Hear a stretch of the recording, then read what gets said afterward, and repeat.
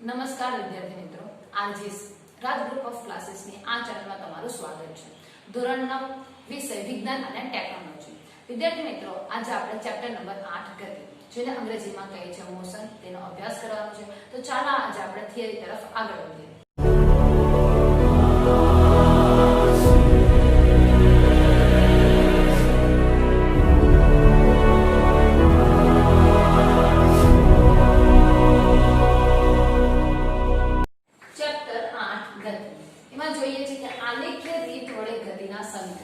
વિદ્યાર્થી મિત્રો, આલેખની મદદથી આપણે ગતિના સમીકરણ શોધવાના છે. તો એ કીધું કે કોઈ વસ્તુ સુરેખ પથ પર અચળ પ્રવેગથી ગતિ કરતી હોય તો તેના વેગ, ગતિ દરમિયાન તેના પ્રવેગ અને તેના નિશ્ચિત સમયગાળા દરમિયાન કાપેલું અંતર વચ્ચેના સંબંધ સમીકરણ દ્વારા સ્થાપિત કરી શકાય છે. તો વિદ્યાર્થી મિત્રો, કીધું કે કોઈ વસ્તુ સુરેખ પથ પર એટલે કે અચળ પ્રવેગી વેગથી ગતિ કરતી હોય, સીધી રેખામાં ગતિ કરતી હોય કે તેનો વેગ અને તે એટલે કે તેના વેગમાં થતો ફેરફાર એટલે કે આપણે કહીએ છીએ પ્રવેગ, અને ચોક્કસ સમયગાળા દરમિયાન તેને કેટલું અંતર કાપેલું છે તે, તો કે તે વચ્ચેના જે સંબંધના સમીકરણો છે તેને આપણે શું કહીએ છીએ કે ગતિના સમીકરણો કહીએ છીએ. અને ગતિના સમીકરણ કેટલા આપેલા છે કે 3 છે, જેમ કે નીચે મુજબ અહીંયા આપેલા છે. તો આપણે જોઈએ ગતિના સમીકરણ. તો સમીકરણ નંબર 1, તો v u + at. તો વિદ્યાર્થી મિત્રો, v આપણી પાસે અંતિમ વેગ છે, જ્યારે u કેવો છે કે પ્રારંભિક વેગ, a આપણી પાસે પ્રવેગ છે, અને t શું છે કે આપણી પાસે સમય છે. એટલે કે આ થયું સમીકરણ નંબર 1. તો આપણને ગતિના કેટલા 3 સમીકરણ આપેલા છે. બીજું સમીકરણ છે s = ut + 1/2 at². સમીકરણ નંબર 2, તો s શું છે કે અંતર છે, તો પ્રારંભિક વેગ છે, અને t શું આપેલો છે કે સમય આપેલો છે. તો આ સમીકરણ નંબર 2 થયું. ત્રીજું સમીકરણ છે v² = u² + 2as. તો v² એટલે કે અંતિમ વેગ, u એ આપણી પાસે પ્રારંભિક વેગ છે, a પ્રવેગ છે, અને s શું છે કે અંતર. તો આ થયું સમીકરણ નંબર 3. ત્યાં કીધું છે કે જ્યાં u અને u એ t સમય એટલે કે a જેટલા અચળ પ્રવેગથી ગતિ કરતી વસ્તુનો પ્રારંભિક વેગ. તો વિદ્યાર્થી મિત્રો, u શું છે કે પ્રારંભિક વેગ છે, અને v કેવો છે કે અંતિમ વેગ છે. મેં કીધું કે v અંતિમ વેગ છે જ્યારે વસ્તુ દ્વારા t સમયમાં કપાયેલું અંતર, એટલે કે જે અંતર છે શું છે કે s છે. s લેવું, d લેવું, કોઈ પણ લેવું ચાલે. કીધું સમીકરણ 8.5 એટલે સમીકરણ 1, જે વેગ અને સમય વચ્ચે, એટલે કે વેગ જે આપણી પાસે શું છે પ્રારંભિક વેગ અને અંતિમ વેગ, ને t એ શું છે કે સમય છે. તે કીધું છે કે વેગ અને સમય વચ્ચેનો એમ કે સંબંધ દર્શાવે છે. જ્યારે સમીકરણ 2 એટલે કે 8.6 જે સમીકરણ છે તે કે સ્થાન અને સમય વચ્ચે, શું કહે છે કે સમીકરણ 2 સ્થાન અને સમય વચ્ચેનો સંબંધ દર્શાવે છે. જ્યારે સમીકરણ 3 એટલે કે 8.7 જે વેગ તેમજ કે સ્થાન વચ્ચેનો સંબંધ દર્શાવે છે. એટલે વેગ અને સ્થાન વચ્ચેનો શું સંબંધ છે એમ કે દર્શાવે છે. તો અહીં આપણને શું છે કે 3 સમીકરણ આપેલા છે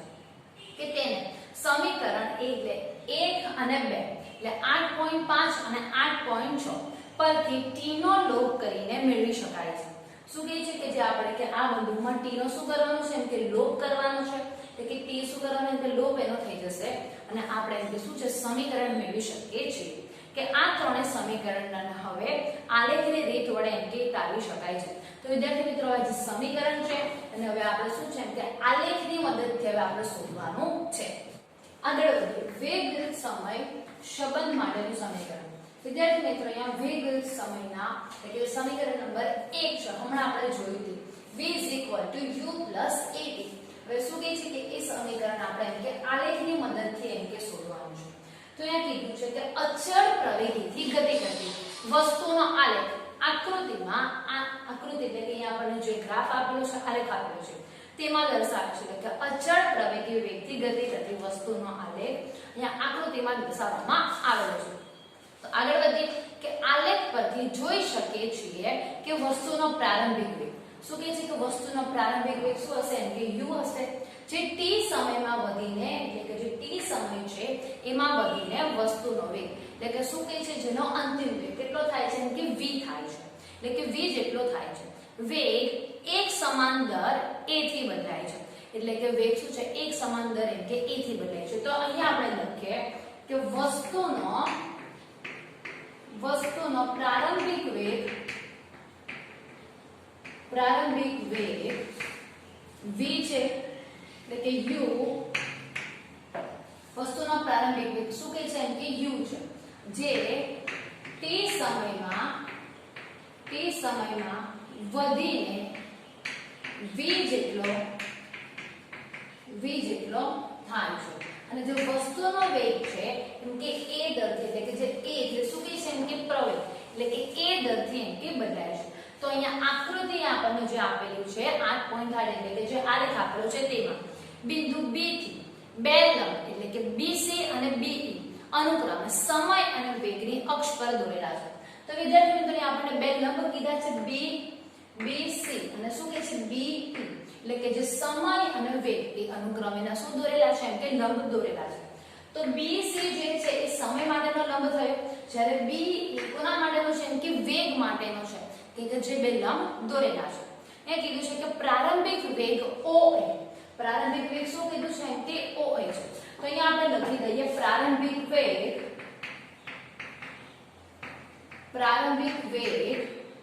પ્રારંભિક વેગને આપણે u વડે દર્શાવ્યું છે, એટલે કે લખીએ OA. તો OA આપણી પાસે શું થઈ ગયો પ્રારંભિક વેગ, અને અંતિમ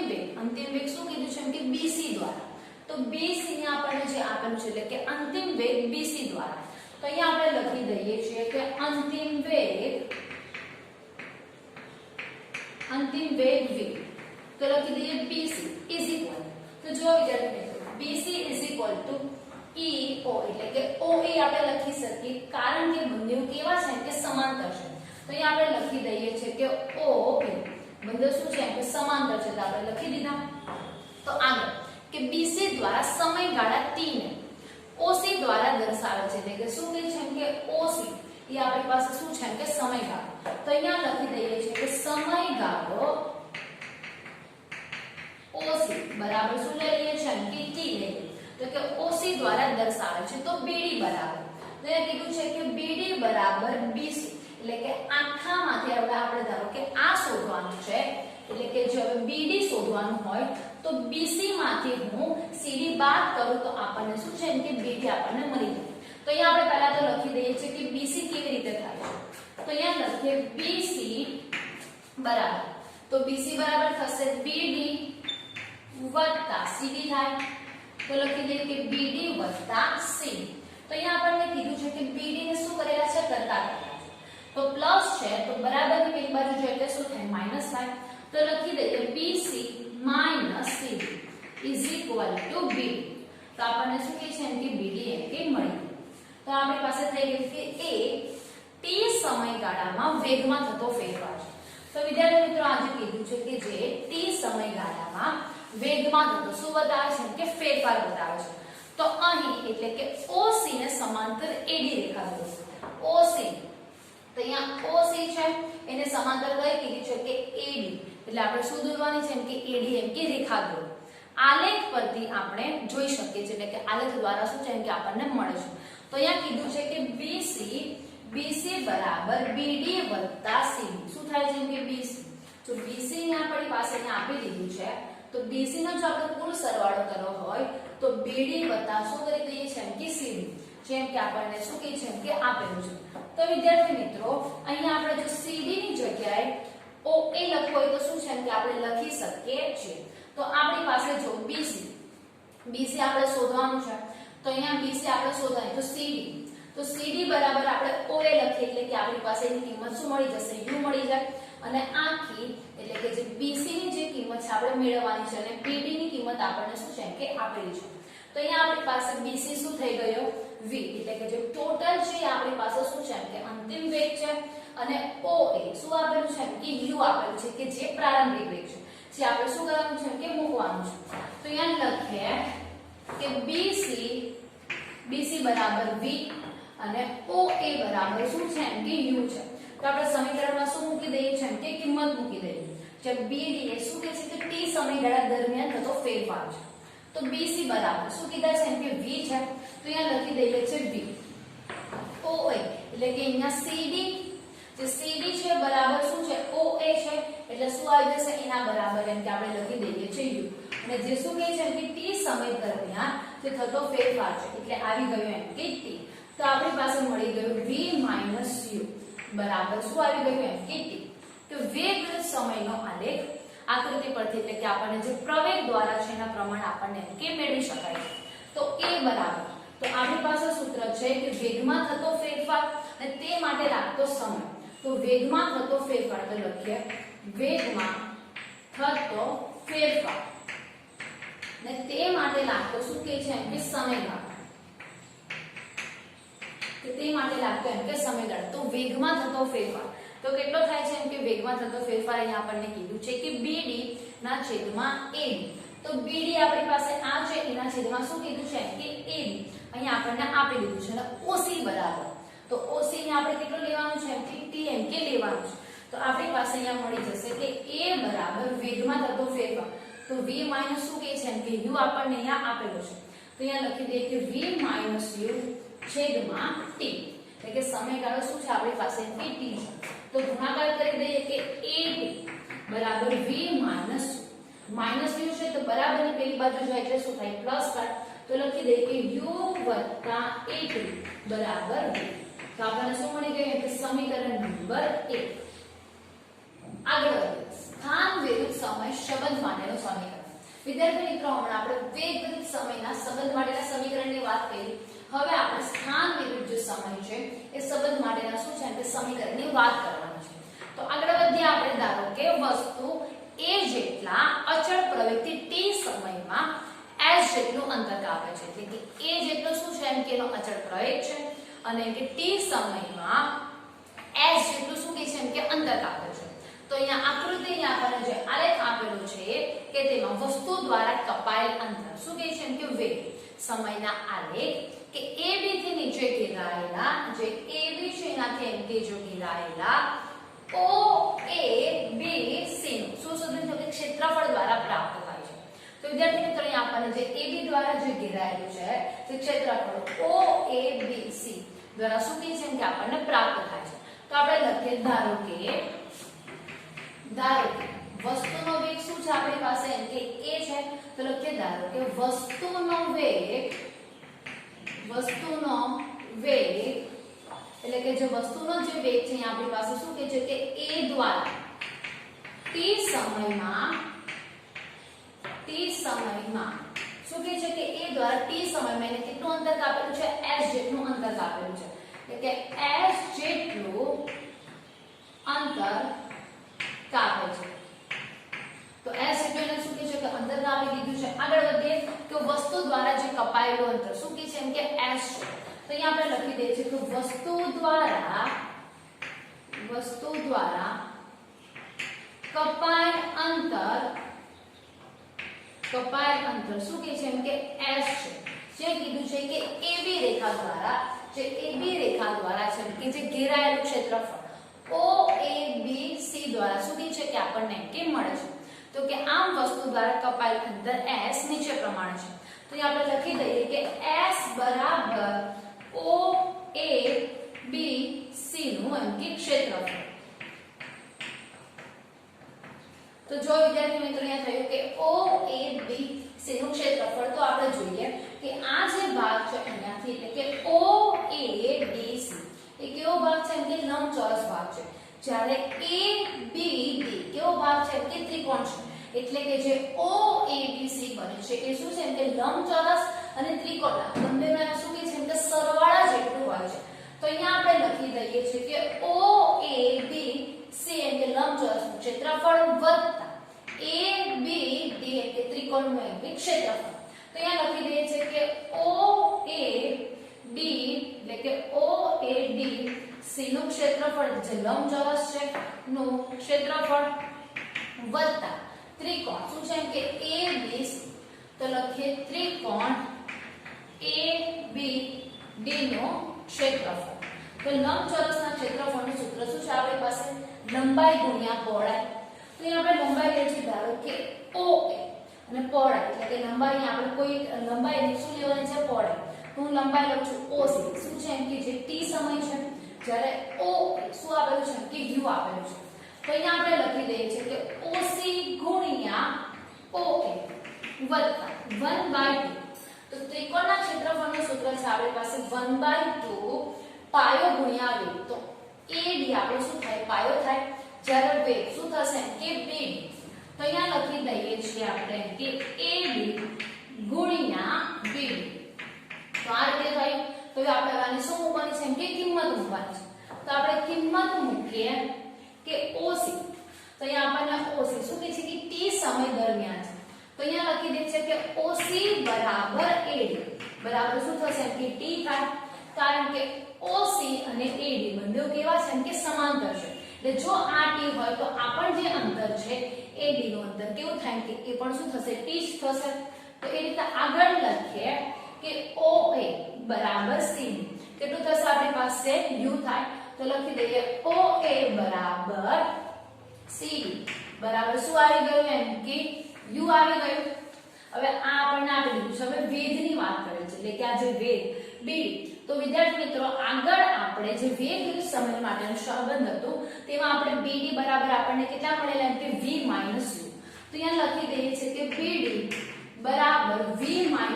એની આપણને શું છે કે કિંમત મળે તો વેગમાં થતો શું છે કે ફેરફાર દર્શાવે છે તો વિદ્યાર્થી મિત્રો જો આપણી પાસે પ્રવેગ માટેનું સૂત્ર છે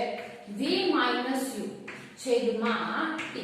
એટલે કે વેગમાં થતો ફેરફાર અને તે માટે લીધેલો સમય તો આ થાય તો v - u ને જો મારે કરતા કરવા હોય તો શું હવે t ને હું ક્યાં લઈ જાઉં અહીંયા લઈ જાઉં તો v - u ની કિંમત કેટલી મળી ગઈ a t તો આપણને શું છે કે કિંમત મળી તો હવે આપણે શું કહીએ છીએ કે આ સમીકરણમાં આપણે જો s મેળવવાનું છે તો શું મૂકી દેની છે કે કિંમત મૂકી દેવી તો અહીંયા લખીએ કે s બરાબર તો OC ની વાત કરીએ છીએ એટલે કે OC કેટલા છે આપણી પાસે t છે OA કેટલા છે આપણી પાસે u છે તો અહીંયા લખી દઈએ છીએ કે ut 1/2 તો 1/2 હવે શું કહે છે કે AD તો AD ને અહીંયા આપણને અહીંયા AD ગુણ્યા શું કીધું છે BD તો વિદ્યાર્થી મિત્રો AD એટલે કે AD અને OC બંને કેવા છે સમાંતર છે એટલે જો આ t થાય તો આ પણ કેટલું થવાનું છે t જ થવાનું છે તો અહીંયા આપણે લખી દઈએ છીએ કે t ગુણ્યા એટલે કે અહીંયા ઇન્ટુનું નિશાન કરીએ છીએ આપણને BD તો આપણને કે આગળ નામ જ કરેલું તો કેટલું મળેલું આપણને v - u મળેલું તો એની જગ્યાએ આપણે શું લખી દઈએ છીએ કે a તો અહીંયા લખી દઈએ કે a તો અહીંયા મળી જશે s બરાબર ut પ્લસ 1/2 at² કે જે સ્થાન વિરુદ્ધના જે સમય માટેનું જે સમીકરણ છે એ આપણને શું કહે છે કે દર્શાવે છે આગળ વધીએ સ્થાન વિરુદ્ધ વેગ સંબંધ માટેનું સમીકરણ તો વિદ્યાર્થી મિત્રો અહીંયા આપણે અત્યારે બે સમીકરણ જોઈએ હવે આપણે ત્રીજું સમીકરણ જોવાનું છે કે સ્થાન વિરુદ્ધ વેગ સંબંધ માટેનું સમીકરણ તો કે વાત કરેલી છે કે આકૃતિ અહીંયા આપણને આપેલી છે કે આલેખ દ્વારા દર્શાવો વેગ વિરુદ્ધ સમયના આલેખ પરથી અચળ પ્રવેગ a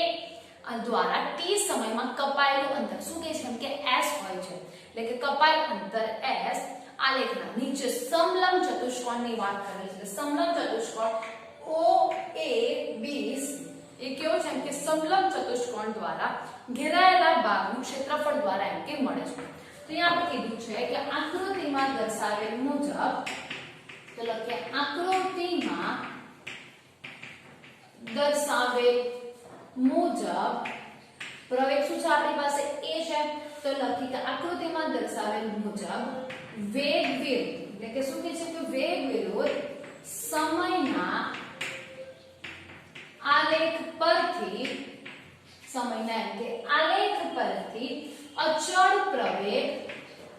અચળ પ્રવેગ એ જે t સમયમાં શું કહે છે કે વસ્તુ દ્વારા કપાયેલું અંતર શું કહે છે s છે કે અચળ પ્રવેગ એ t સમયમાં વસ્તુ દ્વારા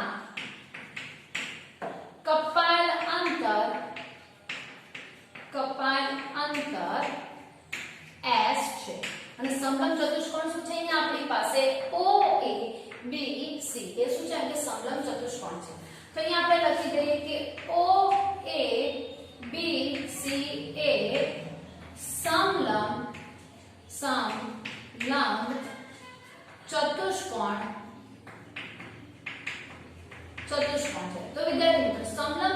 ચતુષ્કોણ છે તો એ માટેનું સૂત્ર આપણી પાસે છે કે બે બાજુનો સરવાળો ગુણ્યા શું આવે કે વેધ છેદમાં શું હોય છે 2 હોય છે તો સમલંબ ચતુષ્કોણ માટેનું શું છે આપણી પાસે કે સૂત્ર છે તો અહીંયા લખી દઈએ છીએ પહેલા કે સમલંબ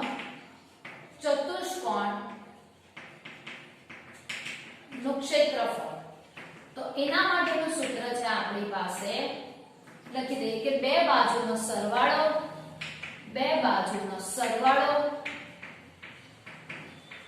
ગુણ્યા શું આવી જશે એમ કે વેધ છેદમાં 2 આવી જાય તો છેદમાં કેટલા મળી ગયા 2 તો સમલંબ ચતુષ્કોણનું સરળ એટલે કે જે અહીંયા જે અંતર કાપે છે જે આપણું જે સમલંબ ચતુષ્કોણ દ્વારા એ અંતર કેટલું છે આપણી પાસે s છે તો અહીંયા આપણે લખી દઈએ કે અંતર શું આવી ગયું આપણી પાસે s આવી ગયું હવે બે બાજુની વાત કરીએ છીએ તો બે બાજુ એટલે કઈ થશે એક OA અને કઈ આવી છે BC તો બંને બાજુનો શું કહે છે સરવાળો એટલે લખી દઈએ કે OA વત્તા BC વેધની વાત કરેલી છે તો વેધ એટલે આપણે AD અથવા શું લઈએ છીએ કે OC બંનેમાંથી કેવા છે સમાંતર છે એટલે કે બંનેમાંથી કોઈ એક લઈ તો ચાલે કેમ કે બંનેનું આવવાનું તો શું છે આપણી પાસે એક જ આવવાનું છે તો આપણે લખીએ છીએ કે OC તો OC છેદમાં કેટલા આવી ગયા 2 તો આની આપણને કિંમત આપેલી છે કે OA બરાબર પ્રારંભિક વેગ છે તો શું આવી જશે u આવી જાય તો લખી દઈએ છીએ u વત્તા BC BC એટલે કે આપણી પાસે શું છે અંતિમ વેગ છે તો અંતિમ વેગ કેવો હોય છે v અને વેગ OC ની વાત કરે છે એટલે કે OC શું છે આપણી પાસે t છે તો લખી દઈએ t છેદમાં શું આવી ગયું 2 તો વિદ્યાર્થી મિત્રો આપણી પાસે t ના હવે જો આપણે કરતા કરવા હોય એટલે કે આગળના સમીકરણ મુજબ વાત કરીએ તો આપણી પાસે છે a બરાબર v માઈનસ u છેદમાં t તો t ના હવે શું કરી દેવા છે આપણે જો કરતા કરવા હોય તો a અહીંયા આવશે ને t ત્યાં અહીંયા આ બાજુ આવે તો લખીએ છે કે t બરાબર v માઈનસ u છેદમાં a તો જો t ની કિંમત છે આપણે ક્યાં મૂકવાની છે કે આ સમીકરણમાં મૂકવાની છે તો લખીએ કે s બરાબર હવે અહીંયા આપણી પાસે આગળ v છે એટલે શું લખી દઉં છું અહીંયા v લખીએ પ્લસ છે એટલે કે એમાં ક્રમનો જે ગુણધર્મ છે એનું મહત્વ રહેતું નથી એટલે કે સરવાળામાં ક્રમના ગુણધર્મનું મહત્વ નથી જ્યારે બાદબાકીમાં ક્રમના ગુણધર્મનું મહત્વ છે તો લખી દઈએ v વત્તા u તેની કિંમત મૂકી દઈએ કે v માઈનસ u અહીંયા આવી ગયા અહીંયા છેદમાં શું છે કે 2 અને આ આવી ગયા a તો 2a છે એનું શું કરીએ છીએ આપણે આ બાજુ લઈ જઈએ એટલે થશે 2as બરાબર તો અહીંયા આપણને મળી ગયું કે એકવાર પ્લસ ને એકવાર માઈનસ છે તો આપણે લખી શકીએ કે v² - u² તો શું આવ્યું v² - u² છે તો -u² છે બરાબર ની આ બાજુ આવે એટલે શું થાય પ્લસ થાય તો લખી દે v² બરાબર u² + 2as તો આપણને શું કહે છે કે સમીકરણ નંબર જે 3 છે આપણને શું કહે છે કે મળી જાય છે તો વિદ્યાર્થી મિત્રો આ રીતે આપણને કે ગતિના જે 3 સમીકરણ છે એ શું કહે છે કે આલેખની મદદથી આપણને એમ કે મળે છે આગળ વધીએ નિયમિત વર્તુળ ગતિ તો વિદ્યાર્થી મિત્રો અહીં આપણને કે જે નિયમિત વર્તુળ ગતિ એટલે કે એ વર્તુળાકારમાં કેવી ગતિ કરતો હશે કે નિયમિત રીતે એમ કે ગતિ કરતું હોય તો આપણે કીધું છે કે જ્યારે કોઈ વસ્તુના વેગમાં ફેરફાર થાય ત્યારે આપણે એમ કહીએ છીએ કે તે વસ્તુ પ્રવેગિત ગતિ કરી રહી છે કે ગતિ કેવી કરે છે કે પ્રવેગિત ગતિ કરી રહી છે એટલે કે એના વેગમાં શું કહે છે કે ફેરફાર થાય છે પ્રવેગ એટલે કે શું કે વેગમાં થતો ફેરફાર તો વેગમાં થતો આ ફેરફાર વેગના મૂલ્યમાં કે દિશામાં કે બંનેમાં થતા ફેરફારને કારણે હોઈ શકે છે શું કહે છે કે ક્યાં તો વેગનું મૂલ્ય ક્યાં તો શું કહે છે કે વેગની દિશા એટલે કે બંનેના ફેરફારને કારણે એટલે કે એમાં શું છે કે ફેરફાર થાય છે કે શું તમે એક ઉદાહરણનો વિચાર કરી શકો છો કે જેમાં વસ્તુ પોતાના વેગનું મૂલ્ય નથી બદલતી પરંતુ દિશા બદલે છે વિદ્યાર્થી મિત્રો શું કીધું છે કે જેનું મૂલ્ય છે એ બદલાતું નથી પરંતુ એને શું છે કે દિશા બદલાય છે એટલે મૂલ્ય તો એ જ રહે છે પણ એની દિશામાં શું છે કે ફેરફાર થાય છે તો અહીંયા આપણને આપેલ છે કે કોઈ પણ બંધ માર્ગ પર ગતિ કરતી વસ્તુનું ઉદાહરણ ધ્યાનમાં લેવાનું છે એટલે કે કોઈ પણ શું કહે છે કે બંધ માર્ગમાં ગતિ કરતી હોય તેવી આપણે જે વસ્તુ છે એનું ઉદાહરણ કે ધ્યાનમાં લેવાનું છે તો અહીંયા આપણને આકૃતિ 8.9a એટલે કે આપણને જે પહેલી આકૃતિ આપેલી છે તે તો શું કે પ્રથમ આકૃતિમાં કે એક એથ્લેટ એટલે કે દોડવીર છે તે ગતિનો લંબચોરસ ગતિપથ એટલે કે અહીંયા a થી શરૂઆત કરે છે તો a b c d અને ક્યાં આવે છે પાછો એમ કે જેના મૂળ સ્થાન એટલે કે એ પર પાછો આવે છે. તો કીધું છે કે ગતિનો લંબચોરસ ગતિપથ ABCD દર્શાવે છે. ધારો કે એથલેટ એટલે કે દોડવીર ગતિપથના સીધો માર્ગ એટલે કે સીધો માર્ગ A થી B, B થી C, C થી D અને D થી ક્યાં જાય છે A તરફ એમ કે પાછો આવે છે. એટલે કે સમાન વેગથી ગતિ કરી રહ્યો છે અને વેગ કેવો છે એમ કે સમાન છે. તે પોતાને ગતિપથ પર જ રાખવા માટે ખૂણાઓ પાસે પોતાની ગતિની દિશા ઝડપથી બદલે છે. તો વિદ્યાર્થી મિત્રો જો અહીંયા આવે, અહીંયાથી A એમ જાય સીધું જાય છે, પછી શું થાય છે કે એનો ખૂણો બદલાય છે એટલે કે એની ગતિ હવે સીધી થશે. પછી કે છે કે ઉપરની તરફ એટલે કે એની દિશા શું છે એમ કે બદલાય છે. એટલે કે એનું જે મૂલ્ય છે એ જ રહે છે પણ એની દિશામાં શું છે એમ કે ફેરફાર થાય એટલે કે એની દિશા એમ કે બદલાય છે. તો કે ગતિની દિશા ઝડપથી બદલે છે અને એક ચક્કર પૂર્ણ કરાય એટલે કે પૂરું કરવા માટે તેને કેટલીક વાર પોતાના ગતિની દિશા એમ કે બદલવી પડે છે. તો એની કેટલી વાર ગતિની દિશા બદલે છે? 4 વાર. શું કરે છે એમ કે ગતિની દિશા બદલીને એટલે કે એક ચક્કર શું કરે છે એમ કે પૂર્ણ કરે છે. એ સ્પષ્ટ છે કે લંબચોરસ ગતિપથ પર એક ચક્કર દરમિયાન તેને 4 વખત પોતાની ગતિની દિશા શું કરે છે એમ કે બદલવી પડે છે. એટલે કે A થી B, B થી C, C થી D અને D થી ક્યાં આવે છે A તરફ. એટલે કે 4 વાર શું કરે છે એમ કે ગતિની દિશા એમ કે બદલે છે. આગળ વાત કરીએ કે હવે ધારો કે લંબચોરસ ગતિપથના બદલે એથલેટ આકૃતિ 8.9 એટલે કે B જે આપણને શું કહે છે એમ કે બીજી આકૃતિ આવે છે ષષ્ઠકોણ ગતિપથ આપેલું છે. તો કે ષષ્ઠકોણ ગતિપથ દરમિયાન તો અહીંયા શરૂઆત કરે A થી, તો A B C D E F. તો શું કરે છે કે A B C D E F ત્યાં સુધી જે દોડવી છે શું કરે છે કે ગતિ કરી રહ્યું છે. તો કે આ પરિસ્થિતિ દરમિયાન કે જો તેને એક વખત ચક્કર પૂર્ણ કરવું હોય તો એની ગતિની દિશા કેટલી વાર બદલાય છે? 6 વાર. તો A થી B, B થી C, C થી D, D થી E ને E થી F. તો 6 વાર શું કરે છે કે એની ગતિની દિશા એમ કે બદલાય છે. એટલે કે 6 વાર ફેરફાર કરશે. જો ગતિપથ ષષ્ઠકોણના બદલે જો અષ્ટકોણનો જો અહીંયા અષ્ટકોણમાં દોડવીમાં જો ગતિ કરે તો એની ગતિની દિશા કેટલી વાર બદલાય છે એમ કે 8 વાર એની ગતિની દિશા એમ કે બદલાય છે. તો કે છે કે અહીંયા ષષ્ઠકોણ A B C D E F G H એટલે કે હોય તો એમ કે શું થશે? તો આમ જોઈ શકીએ કે ગતિપથની બાજુઓની સંખ્યા વધે તેમ એથલેટની એટલે કે દોડવીરની પોતાની ગતિની દિશામાં કરવો પડતો ફેરફાર એટલે કે જે ગતિની દિશા છે એમાં કરવો પડતો ફેરફાર એ શું કહે છે એમ કે વધે છે. જો આપણે અનંત સંખ્યામાં ગતિપથની બાજુઓ વધારીએ તો ગતિપથનો આકાર કેવો હશે? એટલે કે જો આપણે અનંત સંખ્યામાં વધારીએ છીએ તો ગતિપથની બાજુ એટલે કે એની દિશા એમ કે કેટલી હોઈ શકે? તો એને કીધું છે કે તેનો આકાર પણ એમ કે કેવો હોય કે અને જો તમે આ પ્રકારે કરો છો તો તમે જોઈ શકો છો કે ગતિપથનો આકાર વર્તુળ બની જાય છે. શું કહે છે કે એનો જો આપણે આ રીતે વાત કરીએ કે અનંત રીતે જો એનો બદલાતો હોય તો એનો જો આપણે વાત કરીએ તો એનો આકાર કેવો બની જાય છે એમ કે વર્તુળાકાર બની જાય છે. તો વર્તુળ બની જાય છે અને દરેક બાજુની લંબાઈ ઘટીને બિંદુવત બનશે. એટલે કે જે દરેક બાજુની જે લંબાઈ ઘટીને શું બને છે એમ કે બિંદુવત એટલે કે સૂક્ષ્મ એવી આપણને જોવા મળે. જો એથલેટ વર્તુળાકાર પથ પર અચળ મૂલ્ય ધરાવતા એટલે એનું મૂલ્ય કેવું છે? અચળ છે ધરાવતા વેગથી દોડતો હોય તો તેના વેગમાં થતો ફેરફાર માત્ર ગતિની દિશા બદલાવાને કારણે જ થશે. શું કહે છે કે જો અચળ વેગથી જો દોડતો હોય તો એમાં જે ફેરફાર થાય છે જ્યારે ત્યારે એની દિશા બદલાય છે ત્યારે જેમ કે શું કહે છે કે ત્યારે એમ કે એના ફેરફારના કારણે હોઈ શકે છે. તો આમ વર્તુળાકાર પથ પર દોડતો જે દોડવીર છે પ્રવેગી ગતિનું ઉદાહરણ છે. શું કહે છે કે જે વર્તુળાકાર પથ પર જે દોડવીર છે દોડે છે એ શું કહે છે એમ કે પ્રવેગી ગતિ છે એમ કે એનું ઉદાહરણ છે. તો આપણે જાણીએ છીએ કે r ત્રિજ્યા અને ત્રિજ્યા કેટલી હોય છે એમ કે r ત્રિજ્યા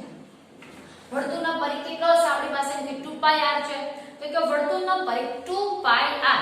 હોય છે કે જો એથલેટ r ત્રિજ્યાવાળા વર્તુળાકાર પથ પર એક ચક્કર પૂર્ણ કરવા એટલે કે જો એને એક ચક્કર પૂર્ણ કરવા માટે લાગતો સમય શું કીધું છે? t સેકન્ડમાં કીધું છે. તો t સેકન્ડ હોય તો તેનો વેગ તો શું કહે છે કે વેગ એટલે કે આપણને વેગ કેટલો મળે છે? 2πr/2. તો આનો વેગ આપણને શું મળી જશે કે 2πr. તો 2πr શું છે એમ કે એનો પરિઘ છે t જેટલો શું કહે છે એમ કે સમય લાગે છે. તો એટલે કે t એટલે કે 2πr જેટલા પરિઘમાં t જે સેકન્ડ જેટલો સમય લાગે છે આપણને શું છે એમ કે વેગ છે. કે જ્યારે કોઈ વસ્તુ વર્તુળાકાર પથ પર અચળ ઝડપે ગતિ કરતી હોય ત્યારે તેની ગતિને આપણે શું કહે છે કે નિયમિત ગતિ. તો વિદ્યાર્થી મિત્રો નિયમિત ગતિ કોને કહેવાય? તો શું કીધું છે કે જ્યારે કોઈ વસ્તુ વર્તુળાકાર પથ પર એમ કે ગતિ કરતી હોય અને તેનો વેગ શું હોય છે એમ કે અચળ હોય છે અને માત્ર એને શું બદલાતી હોય છે? દિશા બદલાતી હોય છે, કે ત્યારે તે આપણે ગતિને કેવી ગતિ કહીએ છીએ? એમ કે નિયમિત ગતિ કહીએ છીએ. તો વિદ્યાર્થી મિત્રો અહીં આ ચેપ્ટર પૂર્ણ થાય છે. હવે આ ચેપ્ટરના સાર જવાબ તમારે નોટમાં લખીને મોઢે કરવાના રહેશે. વિદ્યાર્થી મિત્રો કે જો તમે અમારી ચેનલને સબસ્ક્રાઇબ ન કરી તો સબસ્ક્રાઇબ કરો, બેલ આઇકન પ્રેસ કરો કે જેથી કરીને અમારા વિડિયો તમને સમયસર મળતા રહે. Thanks for watching.